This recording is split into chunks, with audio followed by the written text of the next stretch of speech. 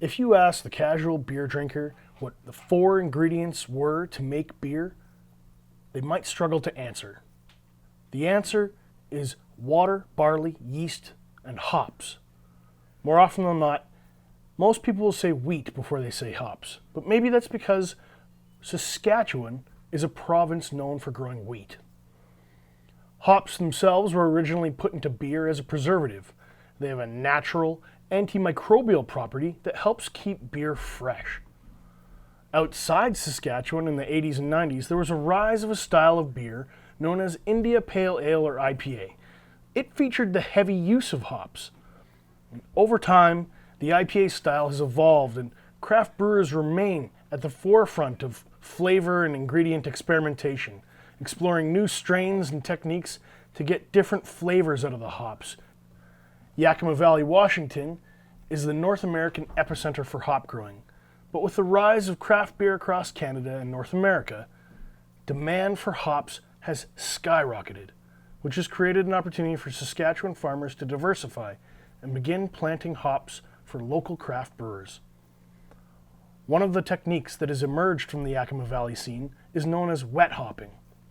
It's something that requires brewers to be geographically close to where hops are grown, which is why we haven't seen many wet hopped beers in Saskatchewan. Today I've invited Rebellion President and CEO Mark Heise to talk all about Rebellion's wet hopped beer, what the process is behind wet hopping, and why beer geeks and us, ourselves, are so excited. Mark, welcome to the show. Right on. Let's get wet. In your own words, what is wet hopping? So wet hopping is the idea of picking the hops fresh off of the vine and getting them into the brew kettle as quickly as possible. So typical hop process is that you pick the hops off the vine and they have a lot of moisture in them. That's why we refer to them as wet. They're wet hops. They need to be dried, and they need to be dried within 24 hours or else they will go moldy and spoil. So the clock is ticking even just out of the regular process. But if we're picking them straight off the vine and we're just going to get them into the kettle, we got to get them into the kettle fast, or the same thing will happen. They'll rot and go bad. So that's the whole idea. You can't make a wet hop beer unless you've got hops growing near you, and you need good hops. There's lots of hops that grow wild, lots of ornamental hops in people's backyards. Those don't make for good hops to put into beer. They look lovely, they provide great cover and all of that sort of stuff, but we don't want that in our beer. What does wet hopping do to the beers compared to a traditional hopping? Well, you're getting the pure, unadulterated hop. You're getting everything that's in there. Again, there's hops have a lot of essential oils and different acids and whatnot. They're extremely volatile and susceptible to spoiling and just loss. So if you can get them right off the vine and into a beer, you're getting all of that goodness. So they do come across as a little bit more grassy, but they're also a lot more oily and a lot more pungent. There's a lot more character in there. I'm guessing a lot of people from Saskatchewan haven't had true wet hop beers. If they have, maybe they've had some of the bottled versions, maybe from like Deschutes or Sierra Nevada was one of the first ones that really had a commercially available wet hop beer. They're very good, but if they've been sitting on a shelf for a few months, they're losing some of that character as well. So I would say I've been fortunate enough to have some when I was in Yakima. Last year, I went to their wet hop beer festival, which featured nothing but beers made with wet hops that, we just couldn't get enough. And we went around to lots of the tap rooms in Seattle afterwards and before, and you just fall in love with it. If you enjoy hops, you got to try wet hopped beer. It's just a whole other beast. It's really fun. We always talk about fresh, fresh is overdone, just like local is overdone and all that, but it's pretty fresh. And I'm really pumped that we were able to make one this year. I wasn't sure if Rebellion would ever be able to, but it was always been a dream of mine to be able to do something like this. A bucket list? Yeah, huge bucket list. I'm pretty jaded, or I don't know if I'm jaded. I don't get too jacked up about things. I just sort of let them happen and this or that. But I was pretty excited that this was going to happen here at Rebellion. You touched upon the grassy character. What else does wet hopping do to a beer? Like, can I expect it to be super bitter, or is it going to be juicy, soft, sharp? Yeah, so we add this beer that we made, all the hops are added at the end of the boil through a giant hop back. So it's not extracting a lot of bitterness per se. It's more just that grassy and just that bright, fresh floral aroma. We use Centennial hops, so Centennials are grapefruity. They're kind of from that whole grapefruit family, but they have a lot of floral characteristics. If you've ever had Bell's Two-Hearted Ale, that's kind of the classic IPA that's made with Centennial hops. Again, you need to get one fresh, not one that's stale and just tastes like caramel. You need one that has that flowery floral thing to it. So our beer in the tank right now, it's floral. It's awesome. Yeah, it's fantastic. I want to say it's like a punch in the face, but it's not aggressive though either. It's just beautiful, luscious, aromatic, hoppy goodness. I touched on this a little bit, and so did you, but wet hopping itself is not very common to Saskatchewan. Why is it such a rare or hard to find style? It's extremely rare here because there really isn't hops commercially grown here. There's hops have grown wild here for centuries, frankly. That doesn't mean they make good hops for brewing. To grow hops that can be used for commercial brewing, again, we need a very specific oil content. We need alpha acids. The growing season is a little bit shorter here, that sort of thing. The temperature doesn't get quite as hot. You need to be on your game if you want to be a hop farmer. And a lot of folks have asked me over the years, oh hey, I think I want to grow hops or this or that, and I say great, go to it. And they say, well, you should teach me. And I said, well, I'm not a hop grower, so I can't teach you. You got to teach yourself, right? So that's just the reality. There's not a lot of hop growing knowledge in Saskatchewan. So that's where I was kind of jaded and didn't think it would ever really happen. However, JGL Shepherd Farms, just past Moosomin, Saskatchewan, they are actually they're from Fleming, Saskatchewan. They've planted their first bit of hops 3 years ago, and I would say that I probably dismissed them for the most part. I thought, yeah, okay, like go do your thing, and when you got good hops, let me know, sort of a thing. And anyways, they reached out to us this year, and I went and checked out the farm, and they had good hops, and they were serious about what they're doing, and it was mind blowing, frankly, to see the technology and the thought and the skill that has gone into this. They've done their homework. And that's what really impressed me. It's kind of like in the brewing world. Anyone can be a home brewer and make 4 batches of beer and then decide they're going to open a brewery. That doesn't mean you're making good beer. You have to know your craft, know what you're doing, and work really hard on it every day to make it outstanding. And like I say, I was able to see that at the hop farm there. Even when we just pulled into the yard, the house and everything was just meticulous. Everything was well groomed. You could tell they take a lot of care and pride in everything that they do. Very professional. So it just seemed like a no-brainer. I was like, we didn't even get into talk to price, and I was like, I'm buying these. I need these. Which again, if you know me, that's not like me. I don't get too excited or jump to conclusions. I'm usually pretty reserved and hold back until I've gained all the information. But I was like, I'm going to figure out how to make this work. We know beer brewers from across North America come to Saskatchewan for our barley. What does it mean to have local hop growers in Saskatchewan? Honestly, I just got back from a meeting with the SLGA and the Saskatchewan Chamber of Commerce, and I was boasting that, not only do we now have some of the best, we already grow the best barley in the world, best wheat in the world, and we're going to be growing some world-class hops here if JGL Shepherd has anything to do with it, and if anyone else wants to get into the game and try and keep up with them.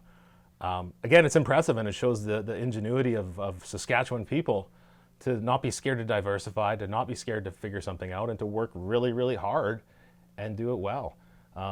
That's just, I told the folks there at that meeting, sitting around with a bunch of bureaucrats and stuffy business people, that this started out as a hobby for me. I was tooling around in my kitchen, and I'm not saying that I had anything to do with JGL Shepherd Farms getting into the hop business, but it's pretty cool to be part of a growing industry and seeing other industries growing up around it. I don't know, it's hard to take in sometimes. It's pretty cool. You talk about how it required ingenuity and intelligence and due care. what were the barriers that they have to overcome? Why is hop growing hard? Yeah, so like I say, they'll grow wild. You can go and plant a hop in your backyard, and it'll take over your whole backyard in no time. But again, that doesn't mean you're making good hops for beer. You have to tease out those oils, those acids. They're very susceptible to mold, to infestation, to all of that stuff. And so out at the hop farm there, they've put in irrigation, an advanced irrigation system. They can irrigate certain areas, certain rows.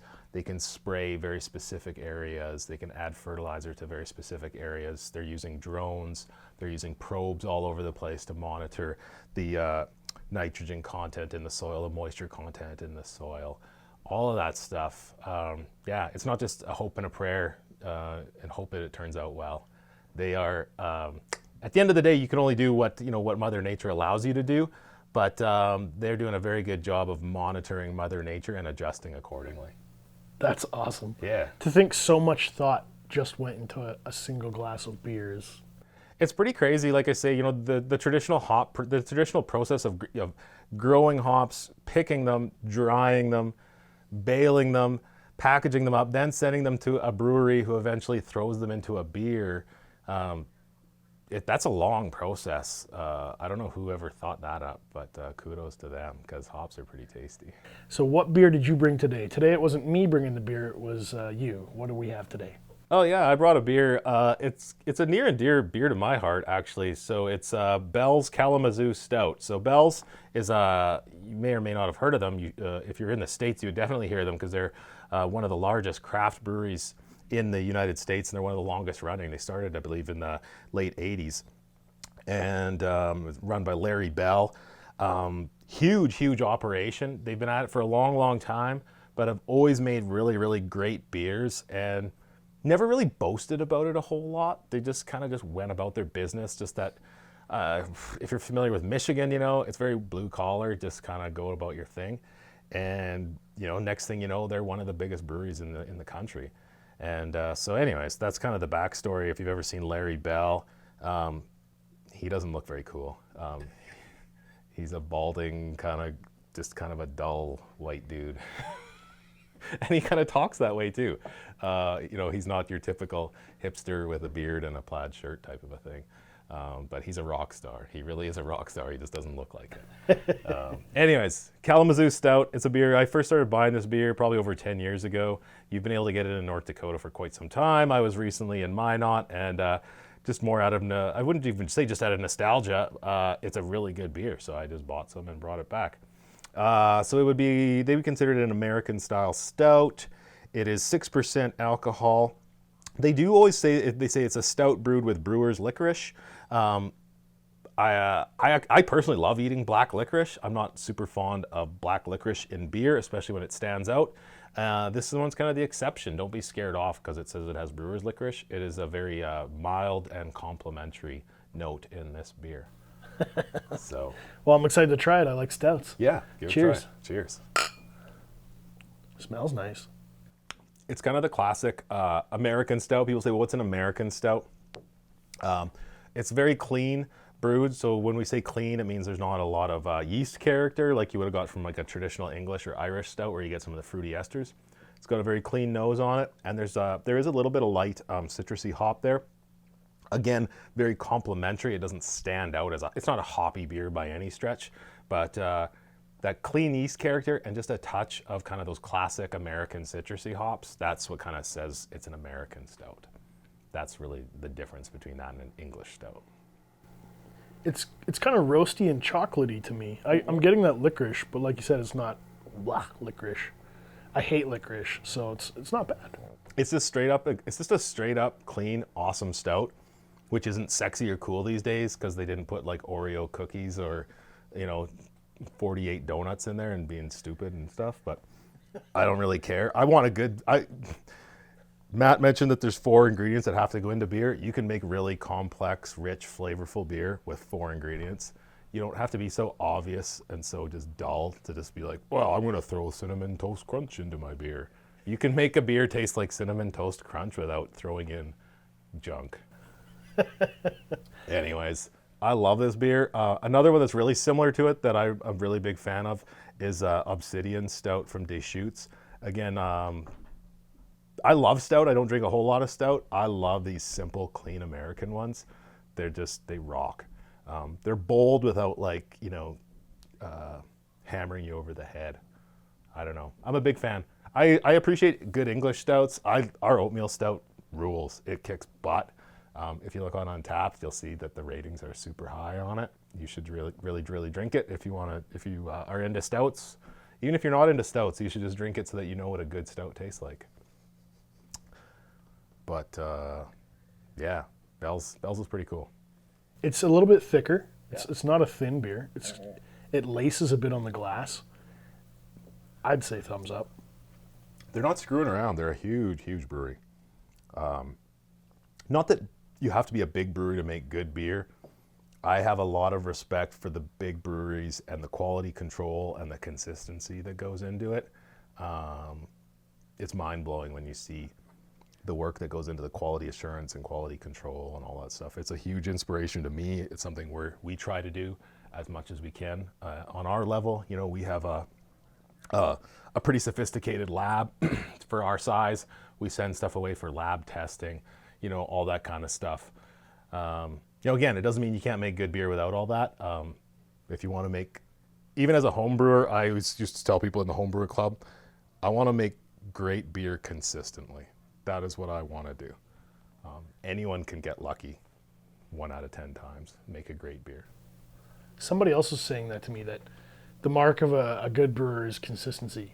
It's not about winning a gold medal once. It's about winning multiple medals with the exact same beer. Absolutely. That's the hallmark of a really great brewer. And you don't want to get stale and complacent or just dumb down all your recipes. That's boring. That sucks too. That's what I mean. A lot of big breweries get into the ruts as well. You want to always keep that experimentation and creativity going. That's really important. But just me on my soapbox. A lot of the young new breweries, they either can't afford or aren't even aware about quality control and consistency, and it's just as important as creativity. When it comes to our own creativity with the wet hop beer, when can people expect this one? When can we look for it on tap? It's gonna drop right away. We're gonna get it kegged. It'll definitely be out early October. And again, obviously we're trying to sell beer, but you really do want to drink it as fresh as possible. That's the whole point. Matt and I, we got up at 4:30 in the morning to get these hops and race them back. So I think the least you guys can do is get out and drink it as fast as possible as well. Mark, thanks for your time today. Awesome. I hope you guys give it a try. I really hope it blows your minds. If you hate it, I don't know. I guess you just don't know good beer. I don't know. Try it. No, it never offends me if people don't like our beer. All I'm saying is that this beer in particular is very unique, very rare. You should really give it a try. Rebels, thanks for listening today. I'm also proud to let you know that the Rebellion Brewing Podcast is an affiliate member of the Saskatchewan Podcast Network. If you're into podcasts and looking for great content produced right here in our province, you need to go to SaskatchewanPodcastNetwork.com. It's a great one-stop shop to discover local podcasts to listen to. As always, if you want to find the latest news about Rebellion Brewing, be sure to check us out on Facebook, Instagram, and Untappd. Untappd is like Facebook for beer, except it's populated by beer geeks, and you can check out all your favorites. Thank you for joining the Rebellion.